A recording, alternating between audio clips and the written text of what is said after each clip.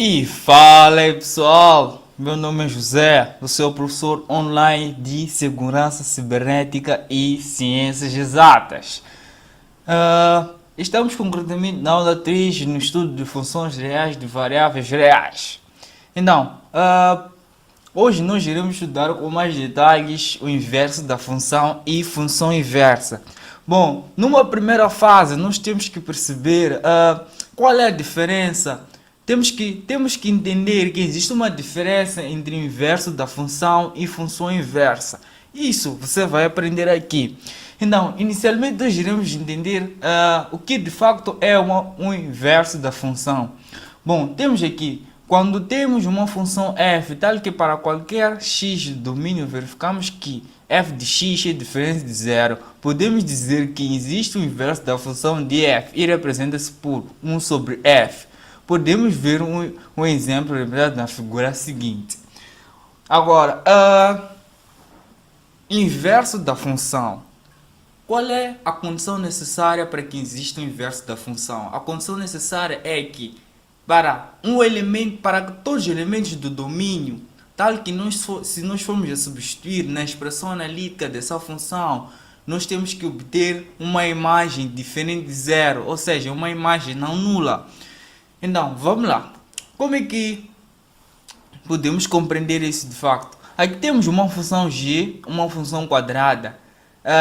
O inverso da função é a mesma coisa que simplesmente pegar a expressão, é a mesma coisa que colocar 1 sobre a expressão analítica, só isso. Isso aqui é inverso da função, que é muito diferente de função inversa, que também iremos ver com mais detalhes.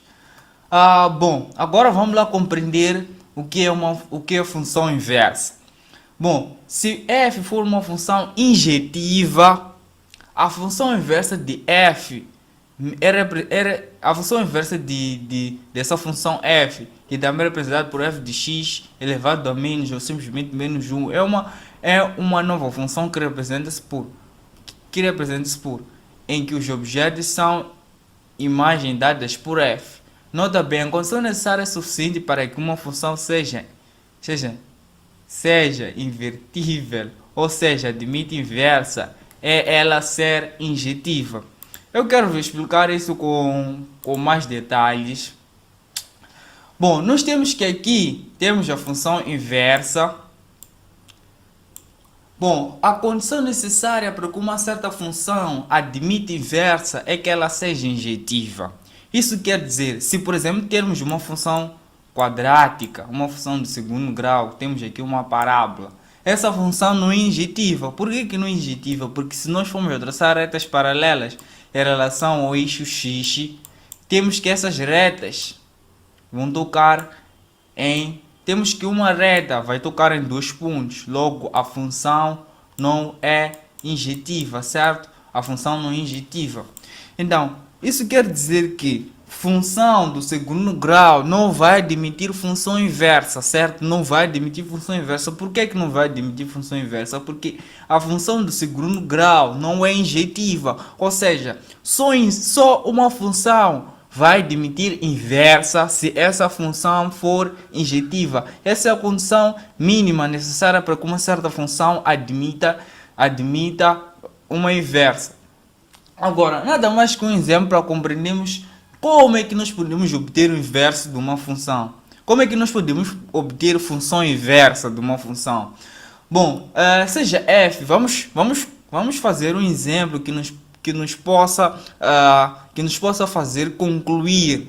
Um exemplo fácil, porque nas próximas aulas iremos pegar exemplos mais específicos, onde irei dar alguns macetes básicos para vocês conseguirem calcular de uma forma rápida e eficiente a função inversa de uma certa função. Numa primeira fase, vamos pegar uma função bastante simples para podermos compreender como obter função inversa. Seja f a função definida por y igual a 3x menos 5. A expressão que define f de menos 1 determina-se resolvendo a equação em ordem x. Bom, numa primeira fase, nós temos que pegar a expressão analítica onde tem y, temos que substituir por x. Então, temos aqui essa expressão analítica. Note que onde tem y, nós substituímos por x. E onde tem x, substituímos por y. Agora, tendo feito isso, o passo a seguir para podermos obter o inverso da função é simplesmente isolar o y. Deste modo, podemos obter a expressão analítica, certo? Então, vamos passar esse 5 que está negativo, passa para o outro lado, ficará positivo. Então, teremos x mais 5 que será igual a 3y. Então, agora o que nós podemos fazer ainda mais? Podemos levar esse 3 que está a multiplicar passando a dividir. Então, temos que y será igual a que? A x mais 5 sobre 3. Desta forma, obtemos o que? O inverso dessa função, certo? Obtemos o inverso dessa função.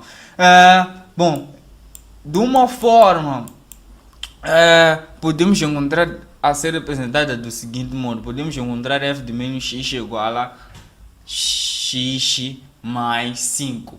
Então, a aula vai terminar por aqui. Para as próximas aulas iremos trabalhar com outros mais conceitos. Isso foi uma parte só para nós compreendermos de facto como é que podemos obter o inverso da função, qual é a diferença entre o inverso da função e função inversa. Adeus, até a próxima aula.